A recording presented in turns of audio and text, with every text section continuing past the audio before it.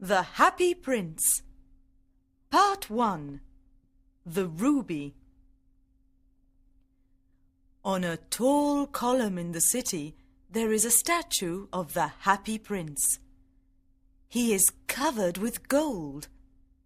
He has 2 blue sapphires for eyes. On his sword, there is a big red ruby. He is very beautiful. Everyone in the city likes the statue of the Happy Prince. "Look at the Happy Prince," says a mother to her little boy. "He never cries. He is always happy." One night, a little swallow flies over the city. His friends are in Egypt, and he wants to go there too. He sees the statue on the tall column. "Oh, what a beautiful statue! I have a golden bedroom. I can sleep here near the prince's feet," he says to himself.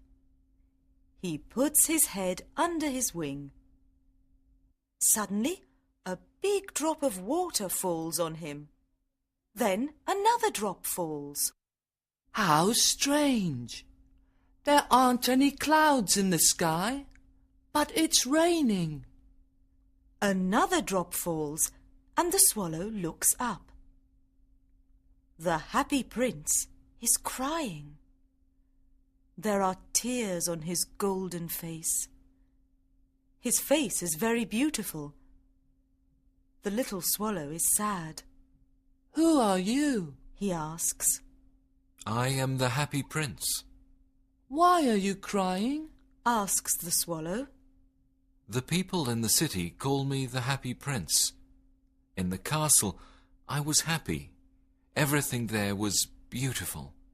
But now I am on this high column, and I can see all the misery of my city. My heart is made of metal, but I cry. Look, over there. There is a poor house. One of the windows is open. I can see a woman. She is very poor. There is a boy in bed. He is not well. He wants some oranges. His mother has nothing to give him except water. He is crying. Swallow, little swallow, can you take her the ruby from my sword?" "I must go to Egypt," says the swallow. "My friends are there. They fly up and down the Nile River. They talk to the flowers. They sleep in the tomb of the great king." "Swallow, swallow, little swallow," says the prince. "can you stay with me for one night and be my messenger?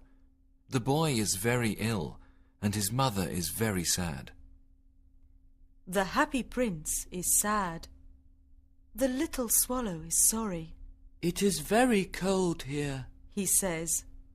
"but I can stay with you for one night and be your messenger." "Thank you, little swallow," says the prince. The little swallow takes out the red ruby from the prince's sword. Then he flies away with the ruby. He flies over the houses of the city. He passes by the church and sees statues of white angels. He passes by the palace and hears lovely music. He flies over the river and sees the ships. At last, he comes to the poor house and looks inside. The sick boy is in bed, and his mother is sleeping. The little swallow puts the ruby on the table. Then he flies back to the Happy Prince and says, "The night is cold, but I am warm now." Part 2. The Sapphire. The next day, the little swallow has a bath in the river. There is a professor walking over the bridge. "What a strange thing! A swallow in winter," says the professor. "Tonight I go to Egypt," says the swallow. So he visits the public monuments of the city. When the other winter birds see him, they are surprised and say, What a beautiful bird! This makes the little swallow very happy. In the evening, the swallow looks at the happy prince and says, I am going to Egypt. Swallow, swallow, little swallow, says the prince. can you stay with me another night? My friends are waiting for me in Egypt. Tomorrow they are flying up the river. They are visiting the statue of the god Memnon. At midday, the yellow lions go to the water and drink. They have big green eyes and a terrible roar. Swallow, swallow, little swallow, Says the prince. I can see a young man in an attic. He is a writer. He can't write because he is too cold and hungry. Well, I can stay with you another night. Says the swallow. Must I take him another ruby? I haven't got a ruby. Says the prince. I only have my eyes. They are made of blue sapphires. Take one of the sapphires to him. He can sell it and buy food and firewood. Then he can finish his book. Dear prince, Says the swallow. I can't do that. The swallow begins to cry. Swallow, swallow, little swallow, Says the prince. do as I say. So the swallow takes out the prince's eye and flies to the writer's attic. When the writer sees the sapphire on his desk, he is very happy. Now I can finish my book. Says the young man. The next day, the little swallow flies to the port. He looks at all the ships. In the evening, he returns to the happy prince. I am here to say goodbye. He says, I am going to Egypt. Swallow, swallow, little swallow, Says the prince. can you stay with me another night?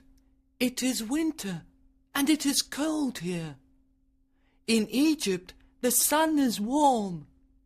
My friends are making a nest. Dear prince, I must leave you. Next spring, I can bring you a ruby and a sapphire.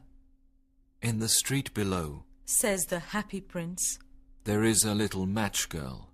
Look, her matches are falling in a puddle of water. Now she can't sell them. She is crying. She is poor and has no shoes. Take my other eye and give it to her. I can stay with you another night. Says the swallow. But I can't take out your other eye, because then you can't see. Swallow, swallow, little swallow, Says the prince. do as I say. So the swallow takes out the prince's other eye. He flies to the little match girl and puts the sapphire in her hand. What a lovely piece of glass, says the little girl. She laughs and runs home. The swallow returns to the prince. You can't see now. I want to stay with you always. No, little swallow, Says the poor prince. you must go to Egypt. I want to stay with you always. Says the swallow. Part 3. The Broken Heart. The next day, the swallow tells the prince stories about strange places. In Egypt, there are red birds called ibises. They stand by the river Nile and catch fish. There is a sphinx, too. It is very old and lives in the desert. It knows everything. There is a big green snake. It sleeps in a palm tree. Dear little swallow, Says the prince. you tell me about marvelous things. But misery is the biggest mystery. Fly over the city and tell me what you see. So the little swallow flies over the city. He sees rich people in beautiful houses. He sees poor people in dark streets. He sees hungry children with white faces. They are very cold. He flies back to the prince and tells him everything. I am covered with gold, says the prince. You must take it off. Then we can give the gold to the poor. The swallow takes off the gold, leaf by leaf. He takes it to the poor. Now the prince looks dull and grey. The children's faces are happy. They laugh and play in the streets. We've got bread now, they say. It is winter, and it is very cold. There are some little boys skating on the ice. They are wearing red caps. The poor little swallow is very cold. He does not want to leave the prince. He loves him very much. Goodbye, dear prince. I am dying, says the poor little swallow. He kisses the happy prince and dies near his feet. At that moment, there is a strange noise inside the statue. The prince's metal heart is breaking. It is certainly very cold. The next morning, the mayor of the city looks at the statue. Dear me, the prince looks very ugly. Yes, he looks very bad, say the mayor's friends. They always agree with the mayor. There is a dead bird near his feet. Birds must not die here. So they pull down the statue of the happy prince. They melt the statue in a furnace, but the broken heart does not melt. How strange, says a worker. The broken heart does not melt in the furnace. We must throw it away. The worker takes the broken heart and puts it near the dead swallow. Bring me the two most precious things in the city, says God to his angel. The angel brings him the broken heart and the dead bird. Very well, says God.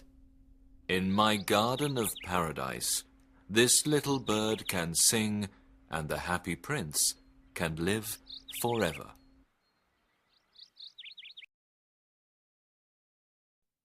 The Selfish Giant. Part 1. Winter. Every afternoon, the children play in the giant's garden. It is a big, lovely garden with green grass. Beautiful flowers grow there. There are 12 peach trees with delicate pink blossoms. The birds sit on the trees and sing sweet songs. The children listen to the birds. How happy we are here, the children say. The giant is away. He is visiting his friend, the ogre. After 7 years, the giant returns home. When he arrives, he sees the children in his garden. They are playing. No! Way to go, Jack! What are you doing here? He says in a loud voice. The children are very scared and run away. This is my garden, says the giant. Only I can play here. So the giant builds a high wall around the garden. Then he puts up a sign.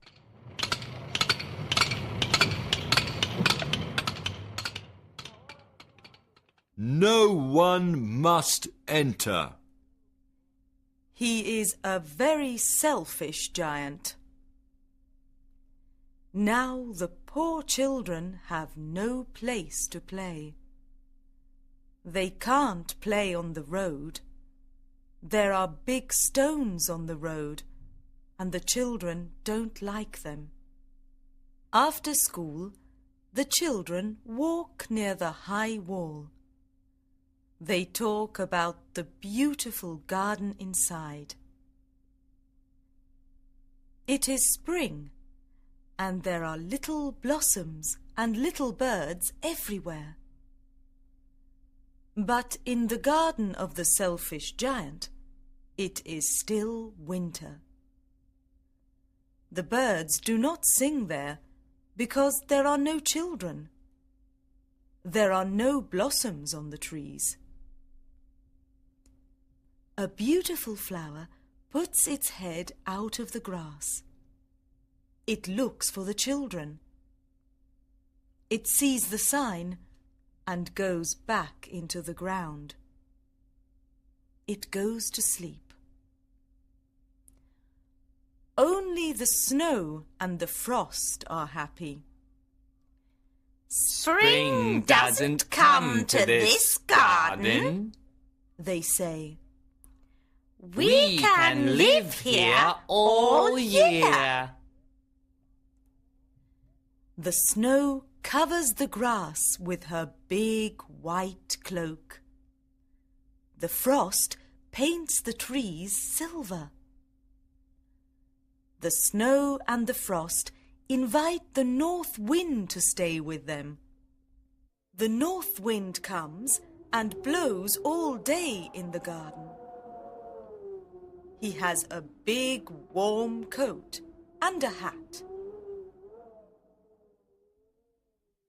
This is a wonderful place, says the north wind. We must invite the hail. So the hail comes. He is dressed in grey. For 3 days he runs around the garden. Then he dances on the roof. There is a lot of hail. Why doesn't the spring come? Asks the selfish giant. He sits at the window and looks at his cold, white garden. The spring never comes, and the summer never comes. The autumn gives fruit to all gardens, but it doesn't give any fruit to the selfish giant's garden. He is too selfish, the autumn says. So it is always winter there. The north wind, the hail, the frost and the snow live in the selfish giant's garden. Part 2. Spring. One morning, the giant hears some lovely music. Oh, it must be the king's musicians.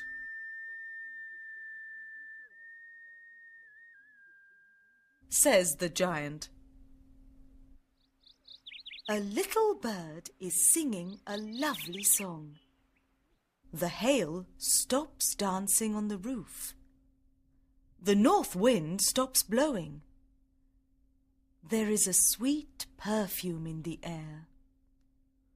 I think spring is here at last, says the giant. He goes to the window and looks outside. What does he see? He sees something wonderful. there is a little hole in the wall. Now the children can enter the garden. There is a little child on every tree. The trees have beautiful blossoms. They are very happy to have the children. The birds are flying in the sky and singing. The flowers are laughing. There is happiness in the garden.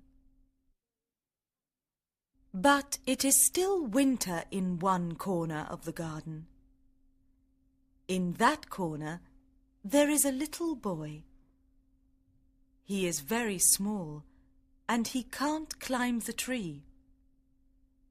He is walking around the tree and crying. The tree is covered with snow. The north wind is blowing. Climb up, little boy, says the tree. But the boy is too small. When he sees the little boy, the giant's heart melts. I am very selfish, he says. Now I know why the spring does not come here. I must put that little boy on the tree. Then I must knock down the wall. My garden must be the children's playground forever. The giant opens his door and goes out into the garden. When the children see the giant, they are afraid. They run away. The winter returns to the garden. The little boy does not run away. He is crying. The giant takes him in his big hand and puts him on a branch of the tree. Suddenly, there are blossoms on the tree. The birds come and sing. The little boy is very happy. He kisses the giant. When the children see this, they come back to the garden. The spring comes back too. It is your garden now, little children, says the giant. He takes a big axe and knocks down the wall.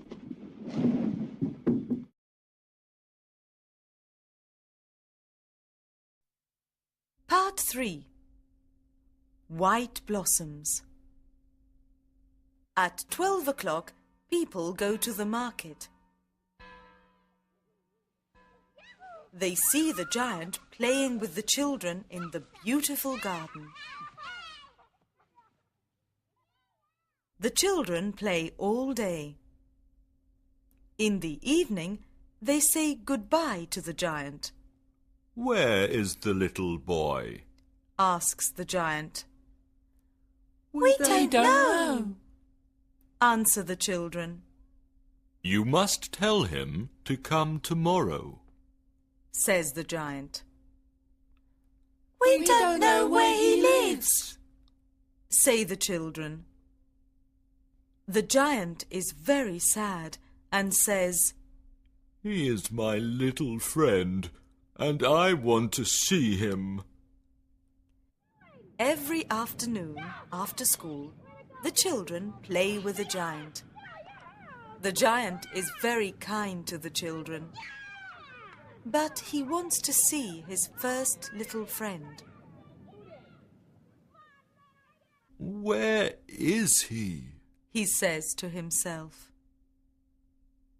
Many years pass, and the giant grows old. He can't play with the children. So he sits in an enormous armchair and watches the children play. He looks at his garden and says, I have many beautiful flowers, but the children are the most beautiful flowers of all. One winter morning, the giant looks out of his window. He does not hate the winter now. He knows that the spring is sleeping and that the flowers are resting. Suddenly he sees something marvellous. He looks and looks. He is very surprised. In a corner of the garden there is a tree with lovely white blossoms. Its branches are golden, and there is silver fruit on them. Under this tree there is a little boy. It is the giant's little friend. The giant runs to the garden.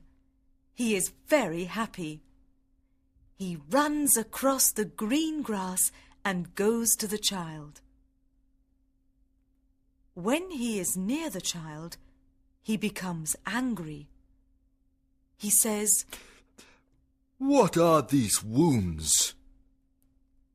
"There are the marks of 2 nails on the child's hands and feet," "What are these wounds?" says the giant. These are the wounds of love, Says the child. "Who are you?" Asks the giant.